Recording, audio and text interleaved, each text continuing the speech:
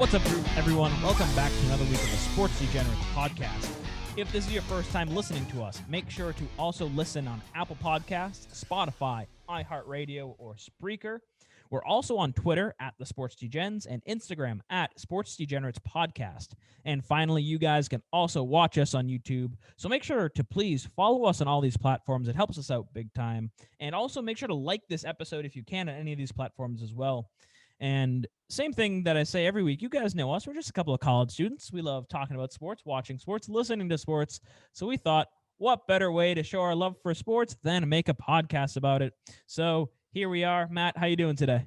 I'm doing pretty good. It feels like all the sports are, for the most part, getting going again right now. We're in the midst of big NFL talk. We just had Pro Day. The draft is creeping up on us little by little, and I'm excited to see who goes where. NBA is fun, minus the Celtics sucking. Yep. But we got a lot to talk about today, so can't wait. Yes, we do. Actually, speaking of that, on starting today, all of the 3 of the 4 major sports can be playing. Baseball starts today, April 1st, and obviously all the other 2 sports are playing, and then football, football's not playing, but we're right in the heat of the off season. That there's a lot of rumors going on, and there's enough to talk about. Yeah, it's a fun time to be a sports fan at the moment. I absolutely love it. But let's get right into things. Actually, speaking of the NFL, I want to talk a little bit about the Patriots. We got some Patriots draft rumors going on because a lot of pro days are happening for draft prospects. A lot of people are coming out with their mock draft, and we're going to get into that. We're going to get into a mock draft in a few weeks as we get closer to a draft.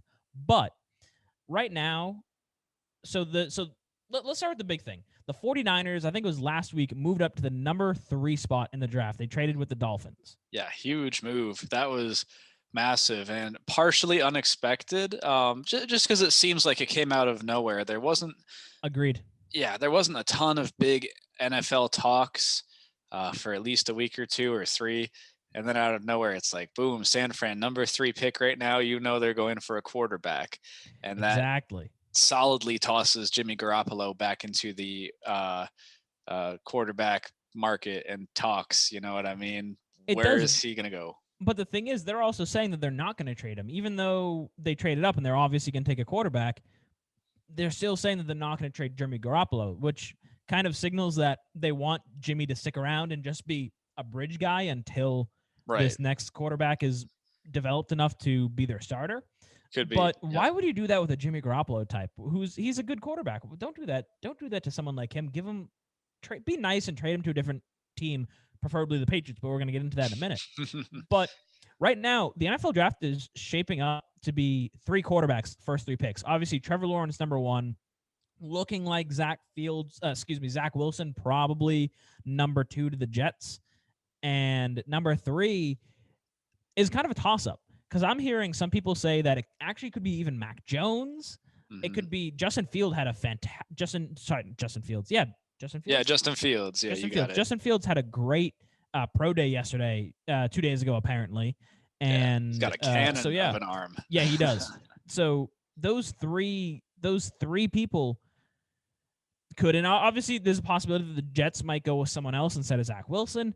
We don't know. So 3 quarterbacks very well might be off the board in the first three picks. Yeah, there's so many names. I mean, certainly I think the main 3 are Trevor Lawrence, Zach Wilson, and Justin Fields. The big Ohio State guy made it to the national championship this year. Also Trey Lance, though. I've heard Trey Lance and Mac Jones, their names kind of going hand in hand as like the 4th and the 5th guys, right? Kind of mixed in with Justin Fields, maybe. Yeah, I agree right now that it seems like Mac Jones and Trey Lance are kind of a little bit behind these other 3 guys, but both of them have a case to be in the top.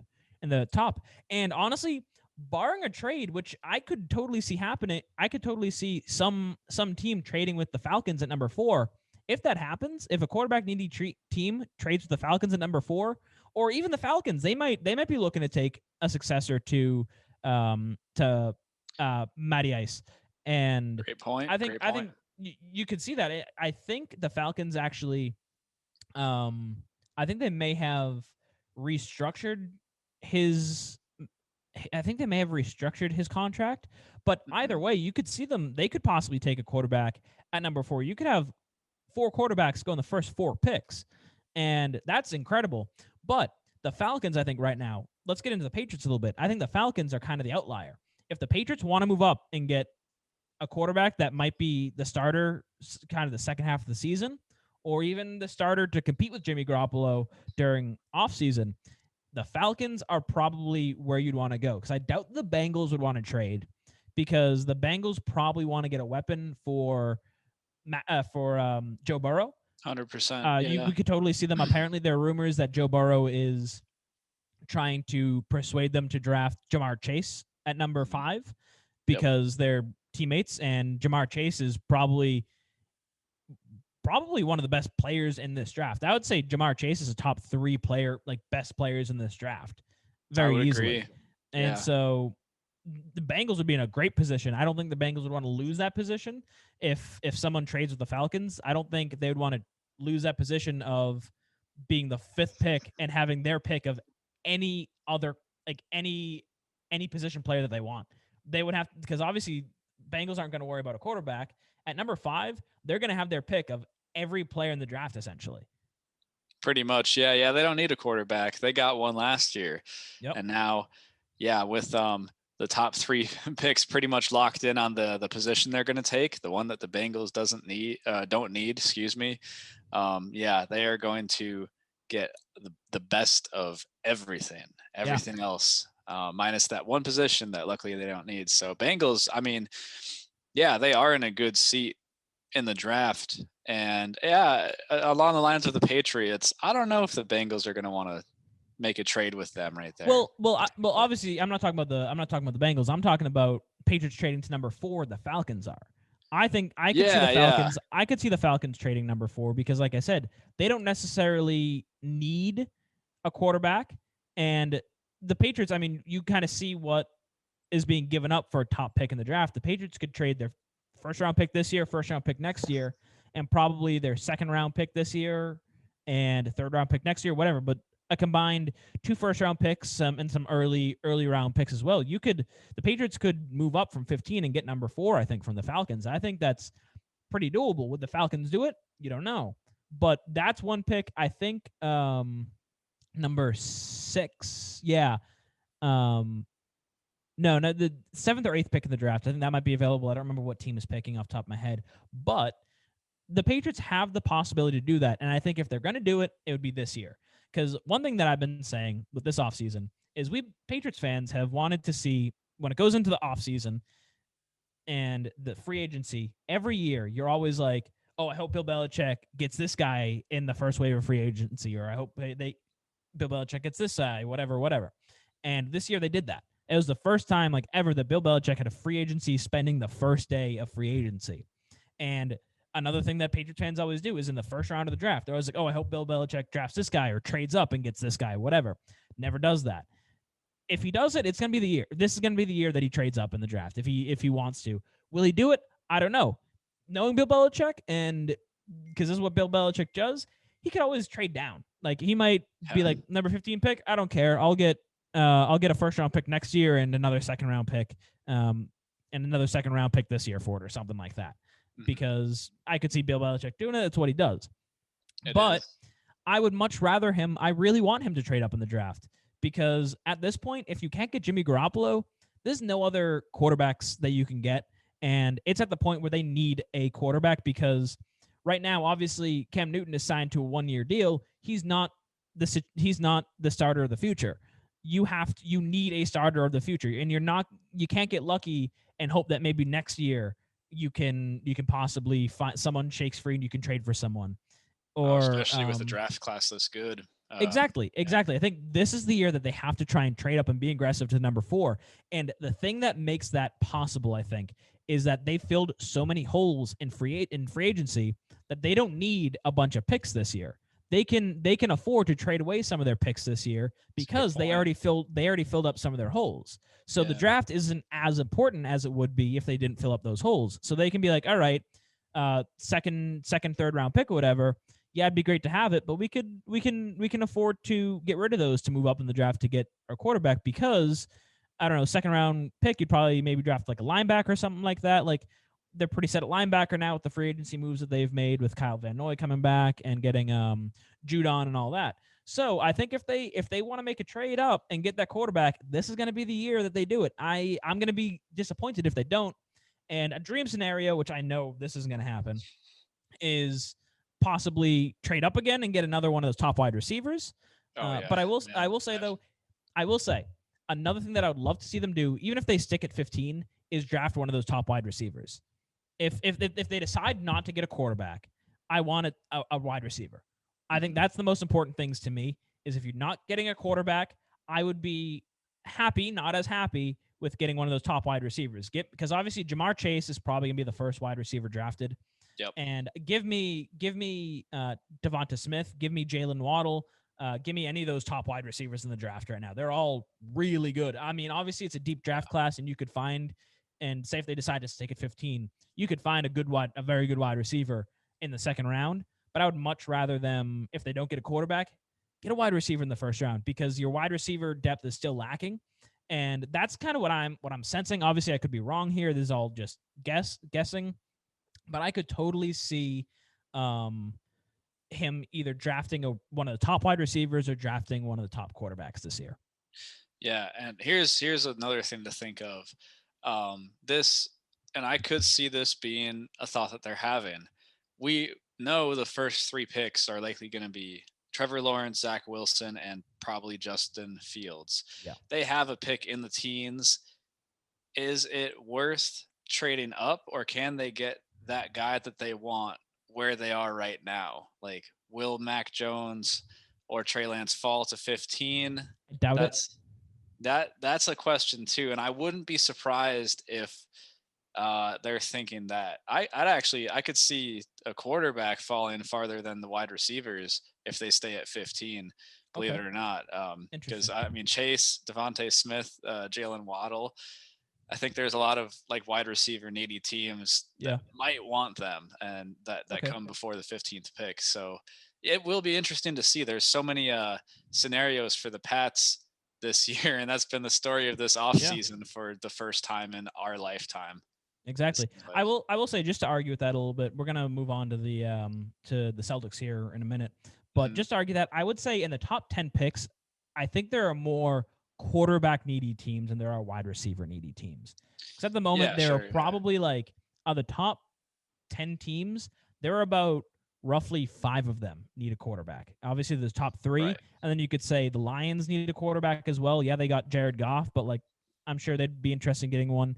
I don't remember what other teams are in the top of the draft, but I would. There's Carolina and Denver certainly. Yep, exactly. I can see that. Both of them need a quarterback. So out of the top 10 teams of the draft, I think more of them need a wide quarterback than need a wide receiver. So we'll see. I think if they decide to do 15, they'd be able to get a wide receiver. We'll see what happens. Not coming up for a while. We're going to be doing our mock draft later in April before the draft starts. We'll see what happens. But let's move on to a team that isn't looking so bright right now. Obviously, the Celtics made a couple trades. The Celtics traded for Evan Fournier, who isn't a bad player, even despite his first game having whatever it was, like 0 points, going 0 for 13, 0 for 10, which, by the way, is the worst a player has ever gone from the field on a new team. No player has ever had that bad of a shooting percentage on his first game with a new team. Of course, it would happen to our C's. Exactly, of course it would. And they also traded away Daniel Tice, and they got what's his name? Green Cornett. That's it. I like Green Cornett. I don't even remember his first name. Murder Cornett. Yeah, Murder Cornett. Green Cornett. I like both of them. I don't know why I'm not remembering his first name. Doesn't matter. He's a role player. It's less relevant. Exactly. And they also got Mo Wagner. Wagner, however you pronounce Wagner. But I got those two guys, and this is so tough to judge because Fournier certainly helps the team in the now. because he gives you more depth of scoring. Yeah, he didn't have a good first game, but he's going to average, hopefully, theoretically, around 15 points per game, and he's going to Yeah, he provide you will. with more scoring that you need. Hmm. But that being said, Fournier is also on an expiring contract. I think this year his contract is $14 million, and so you pretty much use that Gordon Hayward trade exception to get him the majority of it, because the Gordon Hayward trade exception is like 25 million or something like that, and you just spent 15 million of it for Evan Fournier. So, I mean, that is a move that a contending team would make. It's normal for a contending team that wants to get over the hump to win an NBA championship to get a player in an expiring deal like that. But a team like the Celtics that are in the middle of the East, possibly like in middle lower of the East at the moment, that's not a smart idea because they're already pretty tight against the cap. So trying to get him to come back, and the NBA is built this way that when it comes to off-season player deals, that middle of the line players get overpaid, and that's exactly what will happen with Evan Fournier. He's gonna command a 15 or up $1 million contract, closer to like probably almost $20 million a year, and so that's gonna screw up their contract, their salary cap and everything. And I know trading Daniel Tice, Jeff Teague, and who was the other one that they traded? Javonte Green. Those three, Yeah, trading Green. those Yeah. three and getting Mo Wagner and Cornette, that helps them for sure when it comes to salary stuff. But so I would say that move is something looking down the line, trying to getting ready for this offseason, kind of changing this team up. That's what that move is. But the whole Evan Fournier thing, I like him, but I'm not the biggest fan of the move unless you can sign him to convince him for some reason to sign like a $15 million a year deal, which isn't going to happen this offseason. Then I'm not the biggest fan of that trade, because you already can kind of tell coming this offseason things are going to have to change. Yeah. Danny Ainge already knows that the team that he built isn't good enough, and he's going to have to make some changes, possibly bring in a big man, whatever it may be. But I don't know. I don't know. Yeah, no, I certainly agree with you. It seems like a move that a team that's close to winning the championship would make. That one extra guy. It's like the Nets getting Blake Griffin Yep. and then LaMarcus Aldridge. And then no, I'm kidding. They're just ridiculous.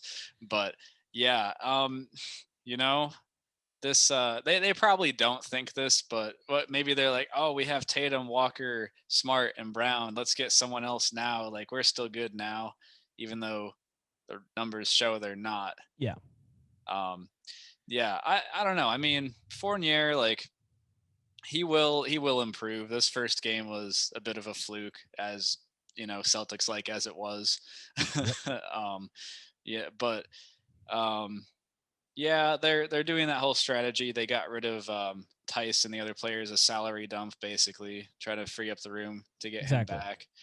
Um, so And I I mean, will say one thing that is important actually with that Tice deal and trading Jeff Teague and Javonte Green, is that actually brought the the Celtics, that I believe that brought them under the luxury tax. So that is that's important. good. That Yeah, is important going into an offseason, that they might need to rebuild this team, that they're going to be under the luxury tax. yeah, That's important. important. And that also frees up some space for them to possibly re-sign Fournier. So there's that.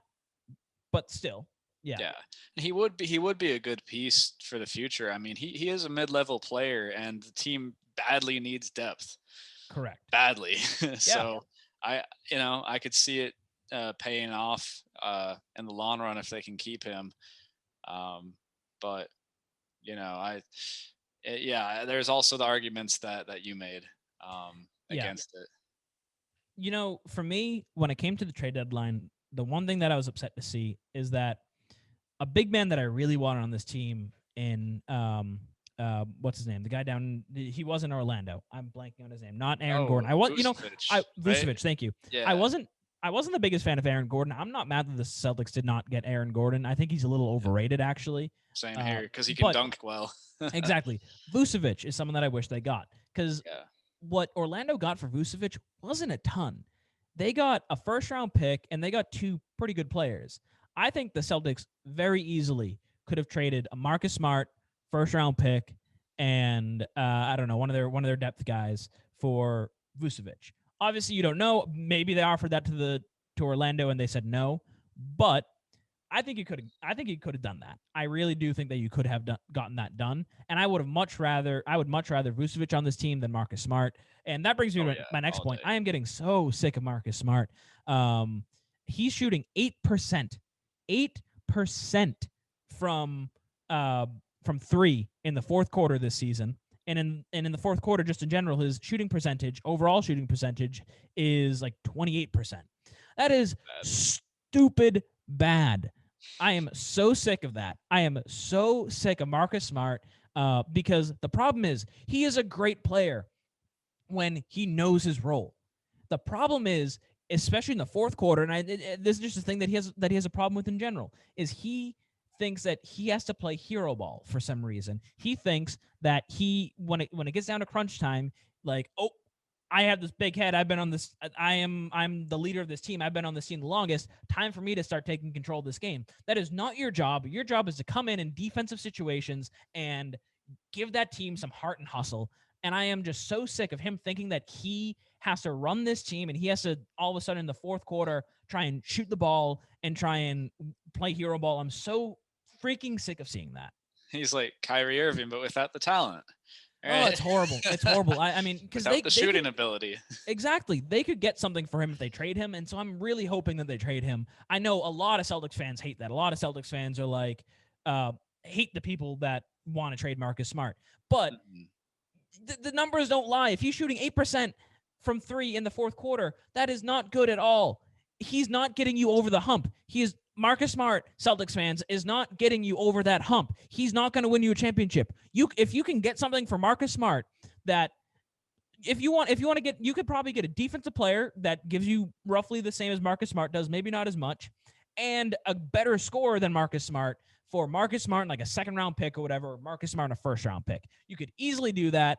I would much rather that than having Marcus freaking Smart on this team anymore. I'm done with that. Get him out of my face. But I'm gonna leave the Celtics talk at that. Thank you, Matt. Thank you, Matt. Matt's applauding me. Thank you. That's good stuff.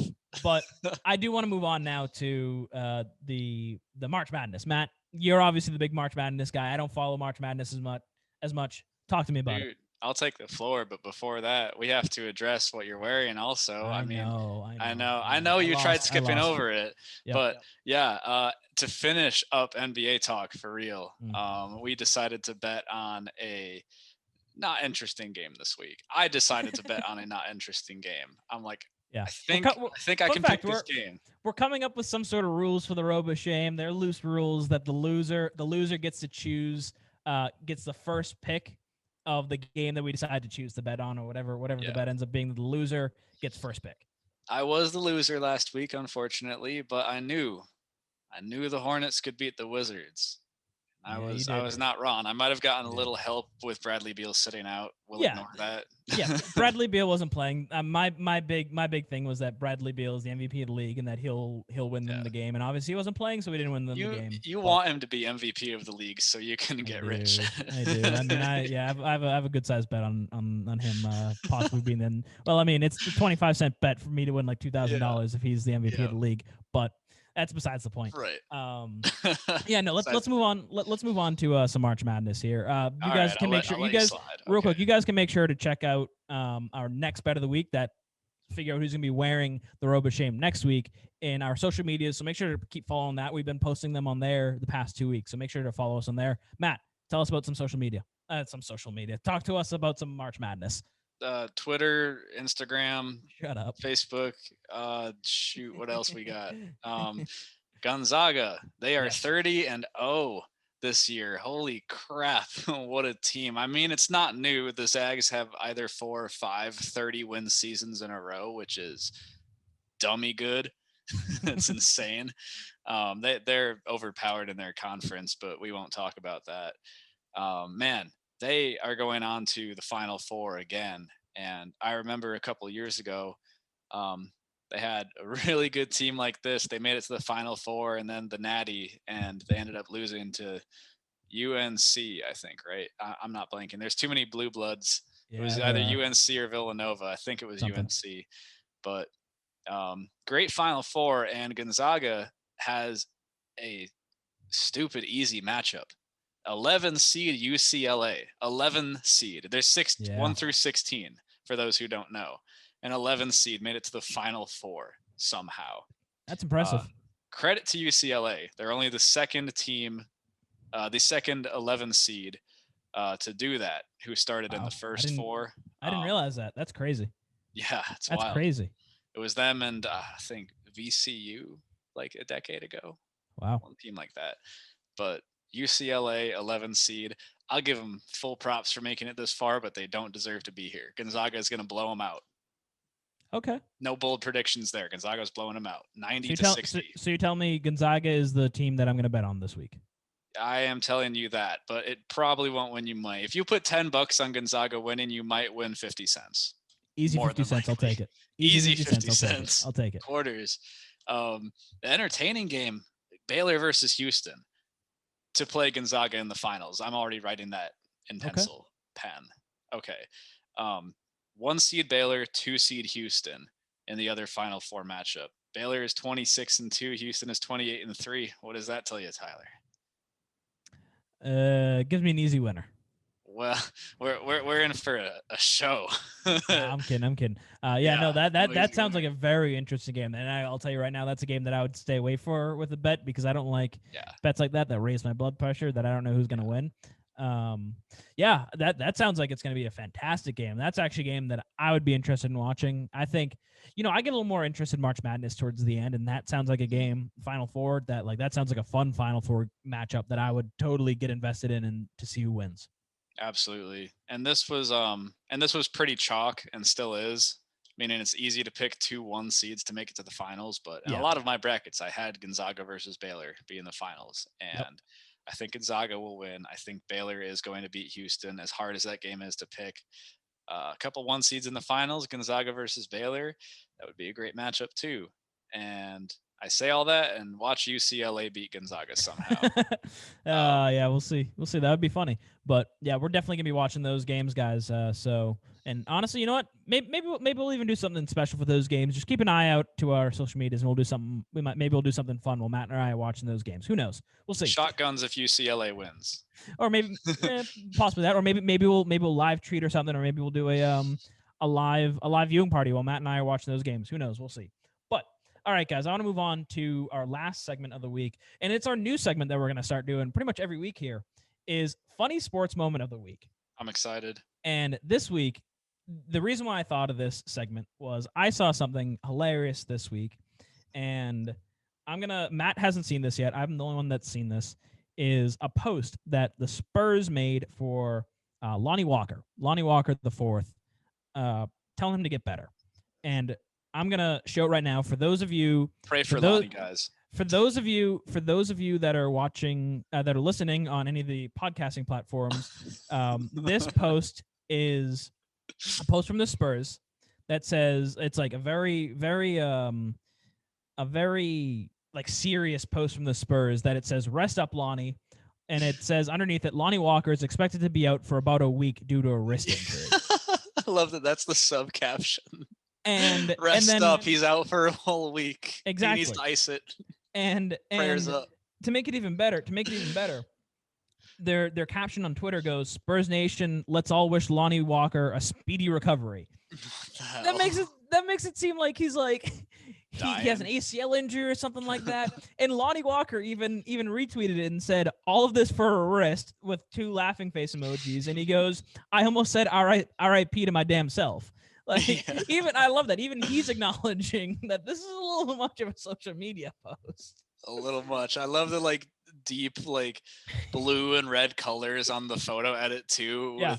With him looking emotionally distressed in the pictures. It looks like such a classic picture like that, like when Klay Thompson actually tore his Achilles. Like that's the type of thing you would see, but it's for a wrist. Like, what do we do? Like, is that what we're doing now in the NBA? Obviously, a lot of people know this, that the NBA is one of the most dramatic diva sports in the 4 major American sports.